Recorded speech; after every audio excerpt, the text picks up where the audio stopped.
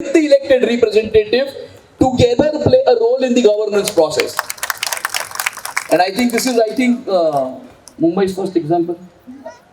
और इसीलिए मैं, क्योंकि मुझे जब भी टिकट दिया 2014 में भारतीय जनता पार्टी ने, तो मुझे टिकट देने के पहले अंधेरी वेस्ट के 13 एनजीओ ने भारतीय जनता पार्टी को लेटर लिखा था कि अमित साटम को यहां से भारतीय जनता पार्टी का कैंडिडेचर दिया जाए। इसीलिए ये सब आपकी वजह से है। इसके रियल जो हकदार है, जो अभिनंदन के पात्र है, वो आप सभी लोग हैं।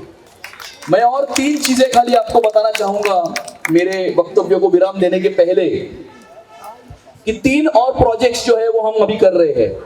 सबसे पहला वर्सोवा बीच के ऊपर laser and sound show, and that laser and sound show has been inspired and designed on the basis of Sentosa Singapore. उसका टेंडर निकल चुका है, फरवरी के महीने में उसकी वर्क ऑर्डर दी जाएगी, and I think by October 2024 we should see an international level laser and sound show at Versova beach. 1 2 second, Juhu में आपने देखा कि जेवीपीडी मार्केट है, मार्केट के बाजू में एक बहुत बड़ा स्क्रैप यार्ड है बीएमसी का।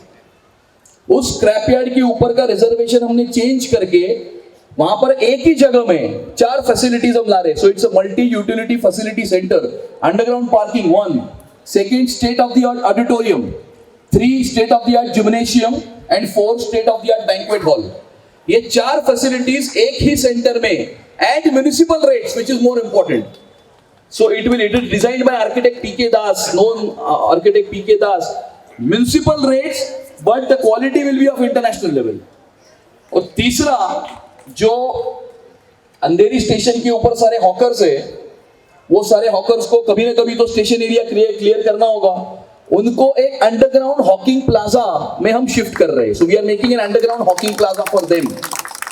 ये 3 मेजर प्रोजेक्ट्स जो है, अपकमिंग प्रोजेक्ट्स है हमारी कॉन्स्टिट्यूएंसी के, इसके बारे में मैं आपको अवगत कराना चाहता था। और आने वाले समय में तो पूरे देश ने तो अपना निर्णय कर ही लिया है। I think it's just a formality कि आने वाले समय में नरेंद्र मोदी जी के नेतृत्व में भारत जो है आत्मनिर्भर भारत, विकसित राष्ट्र की तरफ जो है अपना जो मार्गक्रमण जो है वो करेगा।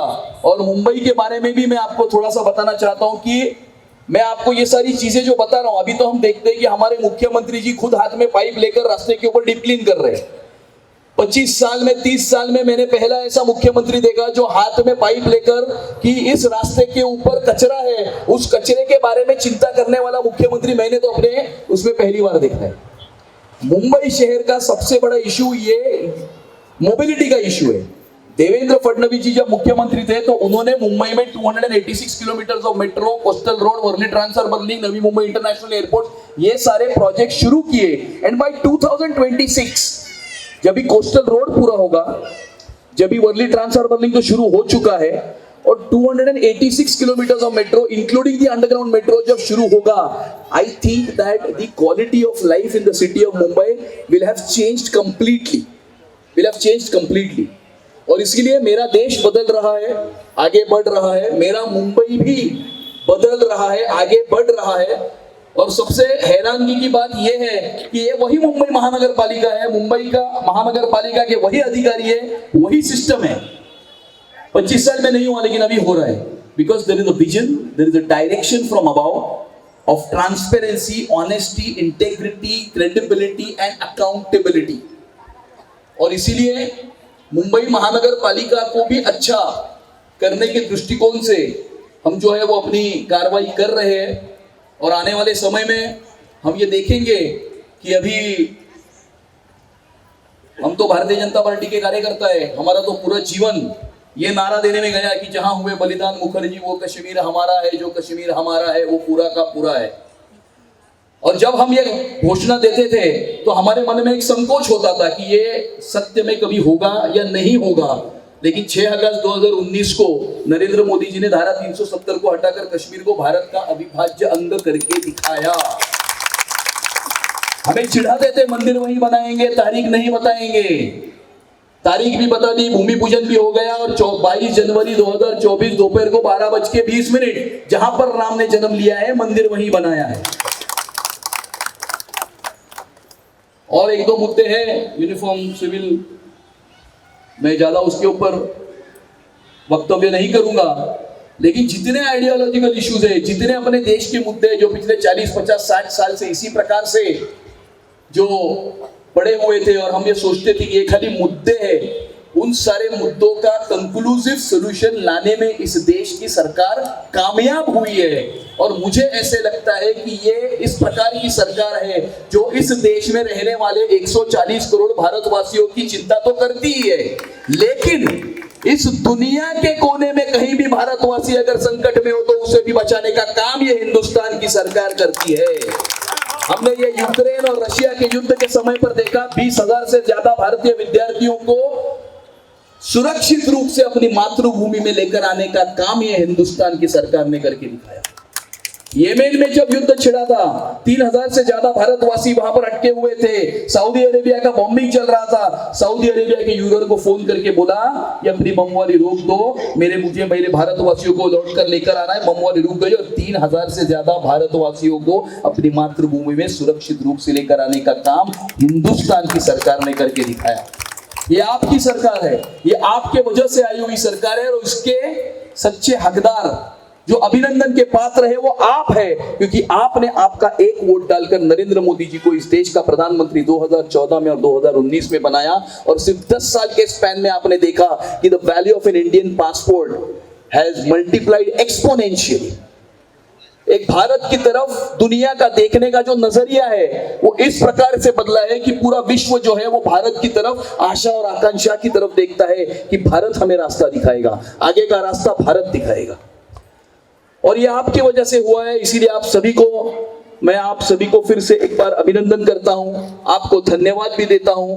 रवीना जी, आपको भी धन्यवाद देता हूं कि आपने भी आपके बिजी शेड्यूल में से समय निकालकर आप इस कार्यक्रम में आई और आप आपके बाकी सारे फिल्मों के कामों में से समय निकालकर बहुत सारे ह्यूमैनिटेरियन कॉजेस के साथ में आप जुड़ी हुई है, इसके लिए भी मैं आपको अभिनंदन करता हूं। आप महाराष्ट्र सरकार की वाइल्ड लाइफ एम्बेसडर भी है, इसके लिए भी आपको मैं अभिनंदन करता हूं। आने वाले समय में we wish you all the best on all our behalf for all your future endeavours. और आपको भी आपने आपके साथ सहकार और आशीर्वाद हमारे साथ में जिस प्रकार से रखे हैं, आने वाले समय में आप इसी प्रकार से बरकरार रखोगे, ऐसी प्रार्थना मैं भगवान के चरणों में करता हूं। अशोक जी, आपको भी मैं धन्यवाद देता हूं। You always been a great support and a great inspiration for all of us. और आप सभी को नमस्कार करते हुए यहीं पर मेरी वाणी को विराम देता हूं। जय हिंद, जय महाराष्ट्र, भारत माता की जय। धन्यवाद अमित जी। अभी जिनको सुनने के लिए हम बेचैन हैं, ऐसे सम्माननीय अतिथि पद्मश्री रवीना टंडन जी, इनको मैं विनती करता हूं कि हमें संबोधित करें। पहले तो आप सबको बहुत बहुत धन्यवाद और नमस्कार और बहुत बहुत बधाइयाँ। आपके एक क्षेत्र में एक और नया पार्क मिला है आपको, आप लोग लकी हैं। एंड धन्यवाद इसलिए कि आप लोग ने अपना समय निकाल के यहाँ आए हैं इस हमारे इनॉग्रेशन पे, और आप ये देख रहे हैं कि ये सब आप लोग के लिए ही सुविधाएं बनाई हैं, हमारे बच्चों के लिए है। बहुत बहुत ज़रूरी है कि जो हमारी आने वाली पीढ़ियां हैं वो सीमेंट बिल्डिंगें तो देखेंगी ही, लेकिन पेड़ पौधे और हमारे जो खूबसूरत झाड़ हैं वो कितने इम्पोर्टेंट है हमारे पर्यावरण के लिए, वो भी देखेंगी। तो आई थिंक बहुत ही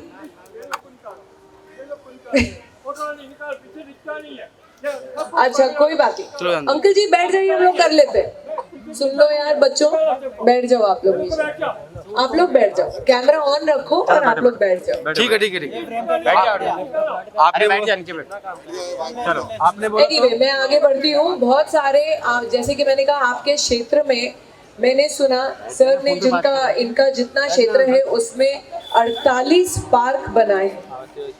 अब ये कितना एक बड़ी बात है अगर देखा जाए, वो भी हमारे शहर में मुंबई, जहाँ पे सड़कों और बिल्डिंगों के अलावा अगर आप ऊपर देखो तो ज़्यादातर कुछ देखने को मिलता नहीं है। आजकल जितना हम देख रहे हैं, पेपरों में सुनने में आ रहे हैं, हवा भी साफ नहीं है। जितना लोग कंपेयर करते थे पहले कि अरे दिल्ली की हालत ऐसी है, लेकिन अब मुंबई में भी ऐसे हो रहा है।